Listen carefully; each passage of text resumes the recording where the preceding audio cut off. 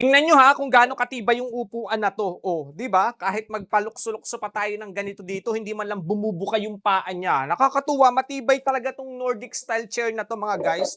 Ang mura lang, buy one take three na 'yan, kaya apat yung darating sa inyo. Tingnan niyo naman, makunat yung pagka-plastic nito kaya hindi siya basta napuputol. Alam niyo kahit nakatayo ako, hindi man lang bumubuka yung paa niya, 'di ba? Hindi man lang bumubuka ng gano'n. Talagang naka-steady lang siya ng gano'n mga guys. Sobrang mura lang, makunat ha, kaya kahit malaki ka, mabigat ka, kahit malikot kang umupo, ay naku, hindi basta masisira guys, pang matagalan talaga yung upuan na to. Kaya pang mapapakinabangan nyo talaga sa bahay nyo. Kung kailangan nyo ng extra chair, lagi kayong maraming bisita sa bahay ninyo, o kaya naman may business kayo, may mga restaurant kayo, pwedeng-pwede ito mga guys. Kasi may kulay black, may white, may red, may blue, may khaki. Ito yung khaki mga guys, o meron ako nitong dalawa. Nagandahan kasi ako, kaya nag-check out ulit ako nitong blue, kaya anim na bali yung ganito namin.